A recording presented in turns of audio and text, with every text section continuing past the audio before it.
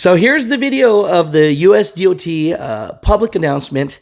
Sounds like a dang CB radio, but what they're trying to do here in simple terms is they want all vehicles, all pedestrians, all cyclists, and all like work zone workers to be able to communicate with each other. So let me give you an example of this. Just say that there is a crash up ahead.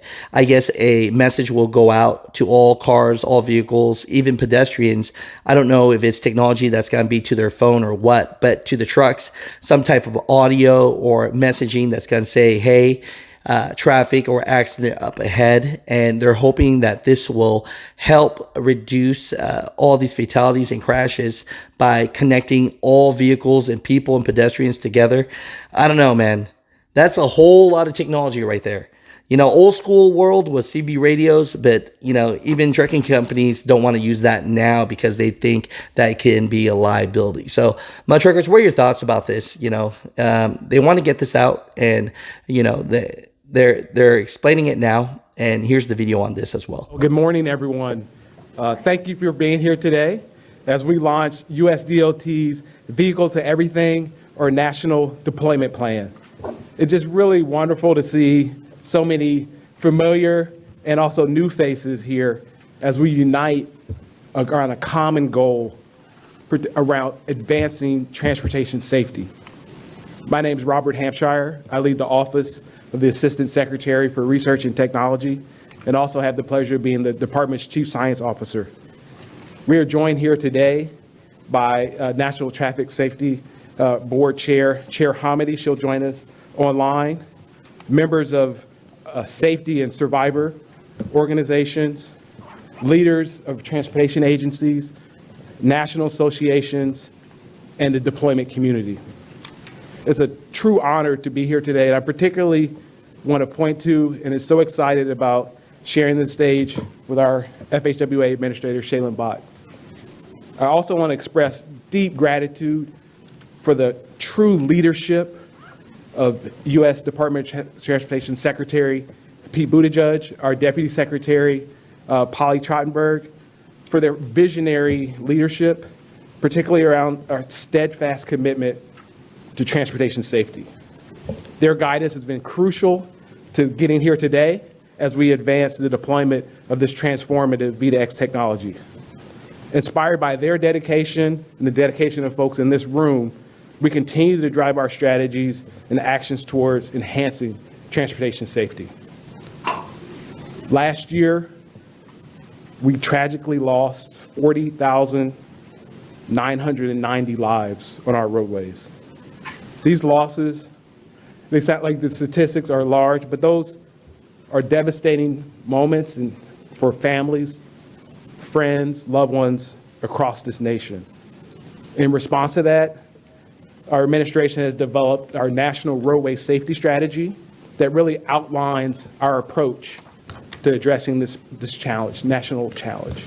This strategy is ambitious in that it aims towards zero roadway fatalities. We believe that by integrating advanced technologies, we can make our roads safer for everyone who uses them. So today, the gathering today, we're launching our Saving Lives with Connectivity plan to accelerate V2X deployment. This technology allows vehicles to communicate with each other, with other road users, particularly vulnerable road users, roadside infrastructure, with the goal of significantly reducing risk of crashes. The power of V2X technology is transformative. We believe it's a critical tool as we go to mitigate and eliminate crashes across this nation. We're not doing this alone. Certainly after soliciting input from people around the nation, from those in this room, we've done extensive stakeholder feedback. We've not only listened, but we've stepped up to lead at US DOT in creating this detailed roadmap of how we'll deploy V2X nationwide. So today, we're going to take, this is a significant step forward. Certainly us at US DOT and our partners in this room, but also our interagency partners, the FCC, we work closely with getting to here, to this moment, NTIA, and others in the federal family. I want to particularly point out that the NTSB has underscored the urgency of deploying these technologies, particularly ranking V2X consistently in their top 10 most wanted safety improvements. And so we're here today to really launch and kick that off, that nationwide deployment.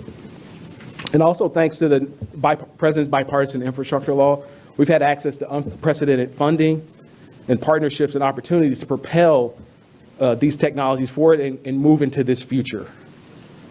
Particularly among some of the discretionary grant programs that really have helped propel us are things like SMART grants, Safe Streets and Roads for All, Attain, have really been ways on the discretionary side for us in the department to start and kickstart this deployment. So with that, this plan really does call for unity. It calls for call to action. Like I said, it's not just us in the department, it's all of us here in this room and beyond in our communities to deploy these technologies towards the end of safety. Collective efforts, insights for all those in this room in this transformative journey. Thank you. And with that, I'll now turn it over to FHWA Administrator Shaylin Bott.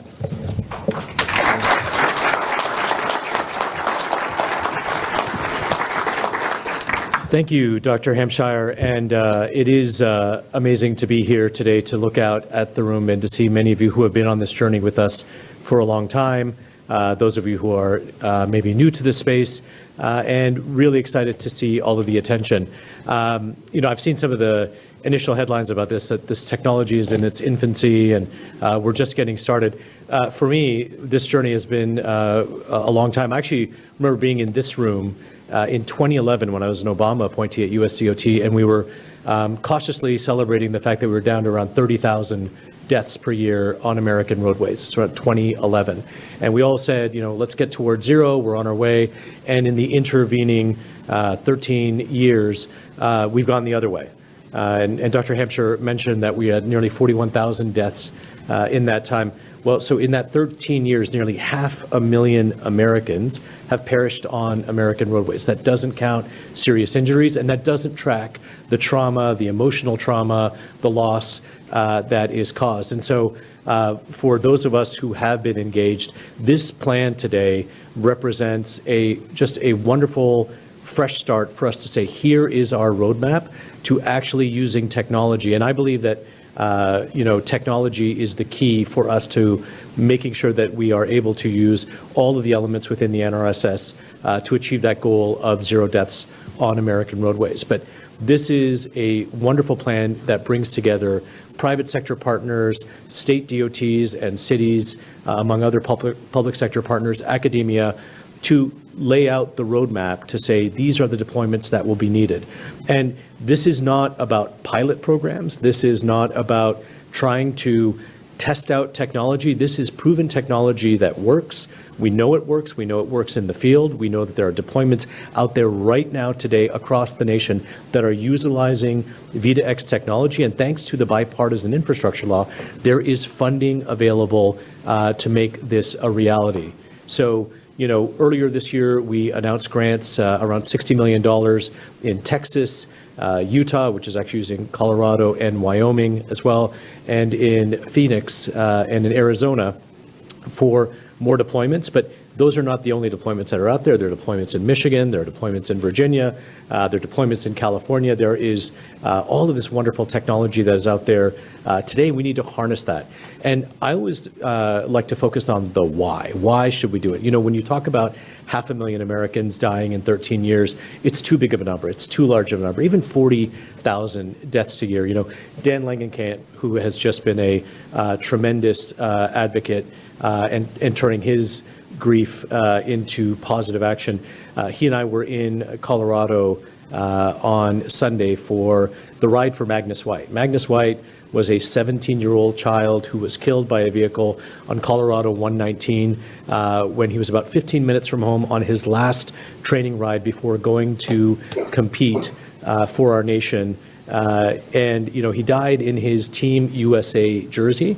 And, whether it's the story of Magnus White, and please check out the foundation that his parents, and if you want to hear some compelling people, Mike and Jill are turning their grief and their rage into positive action through the White Line Foundation to help make cycling safety safer for everybody. But I am truly optimistic that with this plan, with the deployments, getting 20% of our system deployed by 2028 with our private sector partners, our automotive partners, our cycling partners, our vulnerable road users who are out there, and these measured goals and the funding that is there, that we will achieve our goal of zero roadway deaths, not decades from now, not 25 years from now, but now. Right? So that is always my call to action is let's go quickly. And this plan is an amazing work achievement for many of the people who are in this room, many of the people in this department. I can't thank them enough. And I am just so looking forward to seeing the fruits of this labor and so many of the lives that we'll save. So I'm just grateful for everybody to be here, grateful for Dr. Hampshire, Secretary Buttigieg, our Deputy Secretary as well, and all of our partners that are here. I do want to introduce a couple of our other speakers who will be here. I'm going to finish with our NTSB chair because we're going to have to get her in remotely. But Dan Langenkamp is the founder of the Sarah Langenkamp Bike Safety Memorial Fund and works at the State Department and was in this room with his two sons a little while ago sharing his story.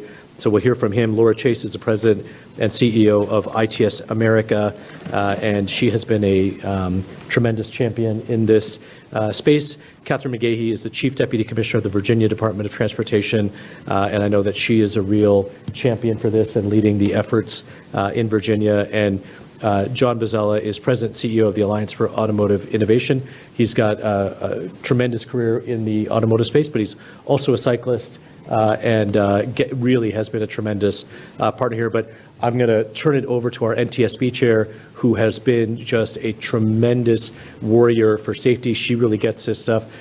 Chair Homendy, can you hear me? I can. Can you hear me? I can. Thank you very much. Please take it away. Thank you. Good morning, and thank you, Administrator Batt, Deputy Administrator White, Dr. Hampshire, and Director Cronin, and certainly the Secretary and Deputy Secretary for your leadership and commitment to saving lives with VitaX. I truly appreciate the strong safety partnership the NTSB has with DOT on this and so many other issues. Of course, there has been no greater champion at NTSB on connected vehicle technology than member Michael Graham, whose leadership I do want to acknowledge. He was not able to be with us today, but he is certainly celebrating with us in spirit. Today, I'm coming to you from the Ohio Turnpike Commission's office in Swanton, very close to where we're investigating a series of fatal crashes on Interstate 80. One of the issues we're looking at here is whether collision avoidance technology would have prevented this tragedy. Now, this is not a new issue for us. The NTSB first recognized the need for collision warning technology in 1995 following our investigation of a multi-vehicle collision in Menifee, Arkansas. The lead vehicle entered dense fog and was struck from behind. More collisions followed. A total of 9 vehicles were involved. And tragically, 5 people died. In the decades since Menifee, we've continued to advocate for VitaX technology as a strategy for saving lives on our roads. 12 years ago in Chesterfield, New Jersey, an 11-year-old girl died in a school bus collision. 15 other children and the school bus driver were injured. 6 years ago, a 9-year-old girl and her twin brothers were killed at a school bus stop in Rochester, Indiana. A 4th child, just 11 years old, was seriously injured. 4 years ago, Mount Pleasant, Pennsylvania, 5 people, including 1 child, died in a multi-vehicle crash on the Pennsylvania Turnpike. 50 others were injured. I was on scene for that investigation. 3 years ago in Phoenix, Arizona, 4 people were killed and 11 more were injured when a commercial motor vehicle struck a queue of passenger vehicles at about 63 miles per hour. I could go on. In each case, we determined VitaX technology could have prevented the crash. Today, the NTSB has 10 open safety recommendations to DOT related to VitaX. focused on protecting all road users, in vehicles and outside vehicles, which has never been more critical as pedestrian deaths have soared across the U.S. since 2013. Our most recent recommendation from Mount Pleasant calls on DOT to take a leadership role to implement a plan for nationwide connected vehicle technology. We issued that recommendation because we fervently believe strong, clear DOT leadership is essential for nationwide V2X deployment. I'm here today because you've done just that, and I want to congratulate you on behalf of the NTSB for embracing your role in saving lives with connectivity. And on a personal note, I want to thank you for being bold. Even though the safety promise of V2X is undisputed, its widespread adoption wasn't a foregone conclusion. And yet I firmly believe that DOT is essential to making it happen. The plan is a vital first step towards realizing the full life-saving potential of this technology that could prevent up to 615,000 crashes. That may have prevented the 3 fatal crashes that occurred right here in Swanton yesterday. At the same time, no one entity can do it alone. To save lives, it'll take every stakeholder at all levels doing their part. So I want to thank our safety partners for doing the right thing, for fighting for V2X, especially in the years where progress was slow. Overall, this seems to be the future of trucking here, where if there is an accident, a bad weather, or there's a traffic jam, or there's someone working on construction on the road, there will be a message that comes out to all parties, from truck drivers to four-wheel, to pedestrians, to cyclists, to the guy walking, right? And so, very interesting, but I'm just here to share with you what the future of trucking potentially will look like and where they're putting their dollars.